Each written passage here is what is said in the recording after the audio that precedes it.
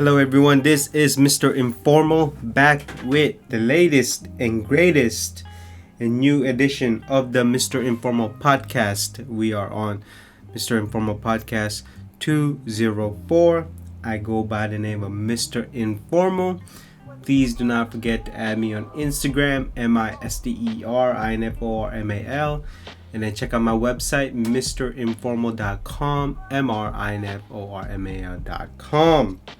I hope you are doing well. I hope you are staying healthy. I hope you are healthy, certainly. We are on the fall season. Wherever you are in the world, good morning, good afternoon, good evening, and good night. Wherever you are in the world. So, as usual with fall, the hot days is almost over or over, depending on where you live. Again, hopefully you are healthy. So these are the 4 topics for this Mr. Informal Podcast 204. Let's talk about them. Well, topic number 1, Yeezy. Kanye West ends relationship with Adidas and Gap. Number 2, there's been a lot of new CEOs getting hired lately. Also getting fired. What's the deal? What's going on? Number 3, what happened to all this Metaverse talk? All this Metaverse talk suddenly stalled out. Is that what happened? And then last but not least, Apple is betting on rich consumer to make the iPhone 14 a hit per Bloomberg. So we will see about that. So those are the 4 topics for this Mr. Informal podcast. And so let's go ahead and start the podcast. On to the first topic from retaildive.com titled Ye or Kanye moves to severe his relationship with Gap, aka ends.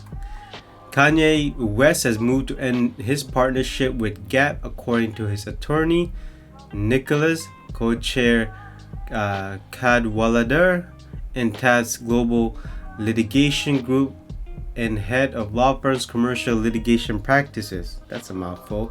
Gap Inc. didn't immediately respond to several requests for comment. Gap left Ye no choice but to terminate their collaboration agreement because Gap's substantial non-compliance. Gravante said by email Thursday, Ye had diligently tried to work through these issues with Gap both directly and through counselor. He has got to nowhere. Gap's substantial non-compliance with its contractual obligation has been costly, he also said. Kanye will now promptly move forward to make up for lost time by opening Yeezy retail stores. Gravante didn't immediately respond to questions regarding what the alleged non-compliance involved and what contractual obligation he refers to. Well, from what I watched the CNBC report when he gave his side of the story. Apparently, to summarize it, number 1, Kanye thought that the clothing was going to be cheaper, but that did not happen. I said cheaper. I didn't say it was going to be cheap. Number 2, that Gap per contract was going to open a Yeezy retail store, but that did not happen. Number 3 is Gap was copying his designs per Kanye. So this is what made Kanye end the relationship or basically cut the contract because of those reasons. Those are the 3 major reasons. I'm sure there's more, but those are what he spoke about in the reports. So in the article, it says, the project's most recent release announced Thursday as news broke of Ye's exit is a black keychain priced at $40. Given the embryonic nature of the partnership and the relative immature of the Yeezy Gap range, it is unlikely there will be a dramatic financial impact on Gap, he said in email comments. However, with the brand struggling to grow sales, even with a marginal deterioration, is unhelpful. What is he talking about? That's a contradiction. He says it is unlikely there will be a dramatic financial impact on Gap, and then he said, however, there'll be the brand is struggling to grow sales, even a marginal deterioration is unhelpful. What are you talking about? That's basically a contradiction of what you just said. So there will be a dramatic financial problems. Not only that, Gap has been on the news because of Kanye. The other one was loss of sales, unable to go growth, and new CEO. They even had a female CEO who recently left. So in the past several months, Gap executives have said little about the partnership progress and haven't provided specific about its effect on sales. Why am I not surprised? Still, it is a blow to a brand that hasn't had much else to show itself. There you go. Now, when this was released, there were lines. People were going to Gap. Now, I'm not saying that Kanye is a great designer, but there's no doubt at the impact that he has within these brands, whether it be Nike, Adidas, Louis Vuitton, Gap, and certainly his own brand. So also a lot of his designs are create a ripple effect in the industry, whether they copy it or whether they take inspiration from it. So there is no doubt that Kanye West certainly has an effect in the fashion industry. I mean, whether it be good or bad. Now he has troubles, obviously in the public, whether it be his marriage or designs or even his relationship with his corporate, or whatever it is. But in terms of Gap, certainly I can understand where Kanye is coming from. I think right now Kanye has a upper advantage or the leverage in this situation. I think that Gap needs all the help that they can get, but this certainly will not help them with that. On to the next topic, new CEOs. Lately, there's been a lot of CEOs being hired, being fired. So this article from Retail Dive, American Eagle exec named Lance N CEO. Peloton co-founders John Foley and Hisa Kushi to exit. That means they're gonna hire new CEOs. And then we got Belk named CEO. American Eagle also hired new CEOs. Target also extended their CFO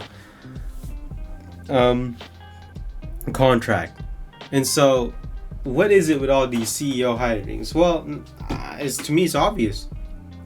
Number one, first and foremost, is that a lot of these brands don't know what they want. They don't even know who they want. They don't even know their target demographics anymore. They don't even know their market anymore. Like, they don't even know who the people who work in their company anymore. It's almost as if, they suddenly lost what they were targeting, what their goal is. All they see is numbers go down. That's it. And then suddenly everything is in a panic mode. Is under fire. But the fact is that if they actually go back to why they were successful or why they were growing, maybe they realize that, hey, we've actually lost what we were supposed to do, or what we are, or who we are. But all these shuffling of this industry, Lands' End, American Eagle, all these fashion industry, even in tech, I mean, they just go around in circles. Like the saying goes, what goes around comes around. I mean, it's just a revolving door. That's all it is. And all these so-called CEOs, they're pretty old. They're not as young anymore. All they know is that, oh, I did this, oh, I did that. But the fact is that it's a different market these days. But this is when you know what brands are made of. Yes, it may be a different market, but what are you going to do about it? Are you going to adapt? Or are you going to stay put?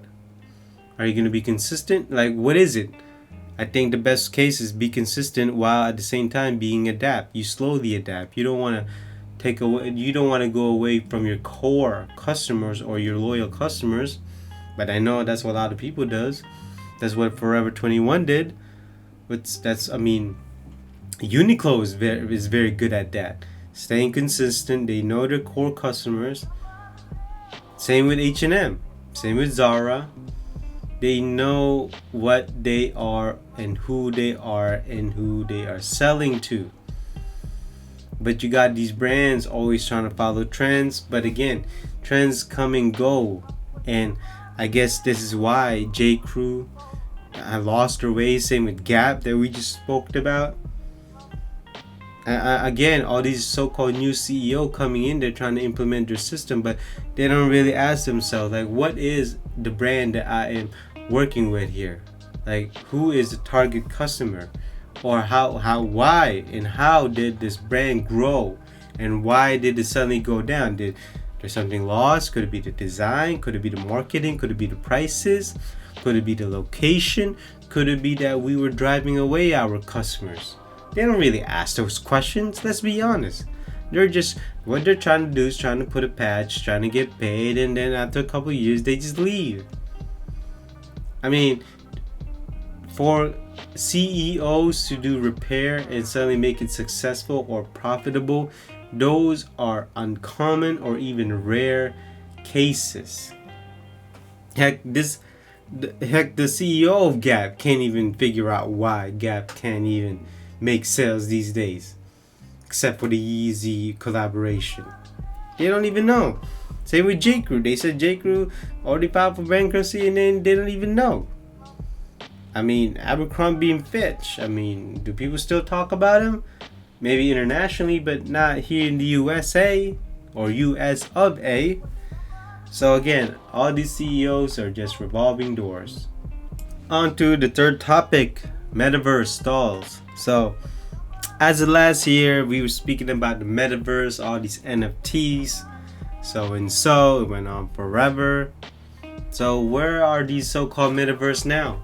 I thought it was the new frontier in the internet world. It was that Web 3.0 or 4.0. I mean, I don't know, all these slangs, all these words.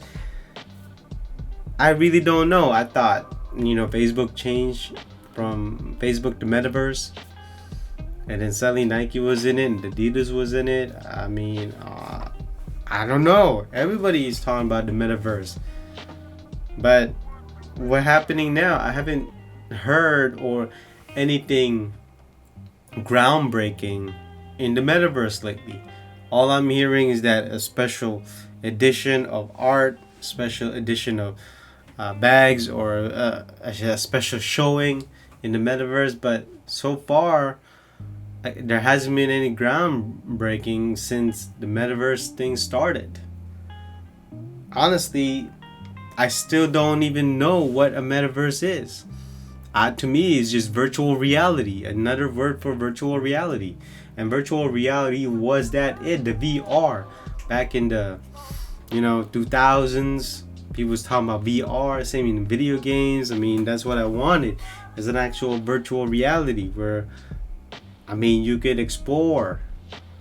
I mean, do a lot of things in VR, but not anymore. I mean, apparently this whole Metaverse thing is all tied into an app in your smartphone, and yet I still don't see anything groundbreaking lately. I still don't see anything revolutionary or evolutionary. I still don't see anything special about it. I mean, is it because we're sick and tired of electronics? Is it because there's just too much info going on? Or is it just too much things going on in the world? I mean, I really don't know. I'm still trying to see where this Metaverse is going. But apparently nothing is happening. Honestly, I don't even think these brands know what the Metaverse means. Even Facebook doesn't even know what Metaverse is. I mean, I thought Instagram was going to be integrated with the Metaverse, but apparently not. Same with WhatsApp. I thought Nike was going to go at it, but again, I don't know what's going on with the Nike Metaverse thing. I thought even sports, but again, nothing is happening. Maybe it takes a couple years for this Metaverse to finally hit mainstream. I thought they already hit mainstream. but I guess not. And here we are in the third quarter or fall 2022, still nothing happening in the metaverse. I mean, in the streets, I hear Supreme's gonna hit the metaverse, but I mean, I don't see hype beasts lighting up. I don't see resellers lighting up. I don't see influencers being on the metaverse queue. So, I don't know where everything is right now. So I just really wanted to talk about this metaverse thing because, again, I'm sure you noticing that nothing is really happening in the world of metaverse. I don't even think there's a world in metaverse yet. So, I mean, I don't know what to say on this one. All I can say is that whatever brands are creating metaverse or whatever they're doing in the metaverse, again, I don't know, or I do not think that they understand the metaverse.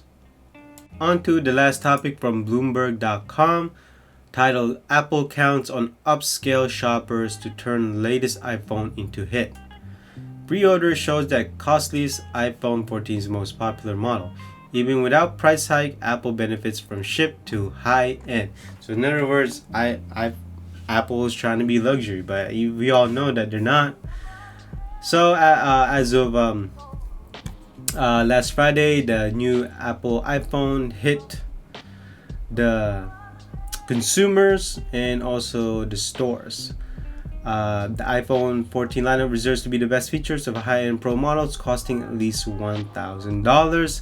That's probably the iPhone Pro, or the iPhone Pro. And based on pre-order data strategy, already working with consumers, had turned the most expensive new iPhone into the most popular version. Though several overall spending on mobile devices and computers slowing down this year, there's still appetite for top-tier smartphones. Apple's strength that's allowed the company to hold production steady at a time when much of the industry's scaling back plans. So here it's on a pie chart. So 8.7 in terms of sales right here, 8.7% was the iPad, 9.6% was Mac, 10.5% was wearables, that could be watches, and also the location keychain thing for Apple. And then 8.7% is services, that could be the Apple Genius Bar, and then 52.5% is the iPhone. The data continues to point robust demand for iPhone Pro and Pro Max, which could have materially positive impact for both mix and margins. I mean, isn't that the same thing that they said for the 13 Pro and Pro Max, the 12 Pro and Pro Max, and the 11 Pro and Pro Max? I mean, I'm pretty sure that's the same thing they said, from what I remember. The iPhone 14 line was unveiled earlier this month alongside new watches and AirPods. The company didn't raise price, a surprise to an analyst who thought inflationary pressure would force the move, but Apple is still attempting to upsell consumers more than ever. Well, that's because a lot of the chips are the same. If you watch my video about my thoughts, analysis, and rant, you should check that out. That's the reason why they're still same prices, because the internals didn't really change much, maybe except for the camera. So not only that, this graph doesn't say in terms of upgrade. What about are these people upgrading from the 13 to the 14? Are these people upgrading from the 12 to the 14? Are these people upgrading from the 11 to the 14? If you have the 11 or 12 and then you're upgrading to 14, I understand that. But they have the 13. No, why would you get the new one? There's really nothing much for you to even gain by getting the 14. So really, to summarize this article, number one is, I'm not sure if Apple is trying to be luxurious. If they are not. I'm not sure they're trying to move upscale. Again, depending on your country, I know there are many countries out there outside of the US, of course, that think iPhone or Apple is premium. Apple is luxury. Again, that's not me. That's the market, or that's how the consumer perception is on these countries. Now in here in the US, obviously to us Apple is just an electronics store. Now in terms of pricing, of course they didn't change, so maybe consumers like that, but I need to know the numbers after the first month. Does it wane down? Does it? I mean, I don't know yet, so we can't say for sure that Apple is betting on a richer customer or rich customer, or those who have extra income to make the iPhone 14 a hit. But on the other side is that if you are depending on these customers to make the iPhone 14 a hit, then you certainly fail. If iPhone 14 is really all of that, then it surely is a hit, right? But apparently it is not. I mean, if you're really going to depend on consumers to make it a hit. And so that basically concludes this podcast 204, Mr. Informal. Podcast 204. Again, I go by the name of Mr. Informal. I hope you listened to me from beginning to end, and if you did, I truly appreciate it. Hopefully I made you learn something new, maybe things you didn't even know about, and gave you some maybe balanced insights, or maybe biased critique, whatever you want to call it. And so I hope you stay healthy. I hope you will be healthy in the future. And so I will see you in the next podcast. I'll see you again. Bye-bye.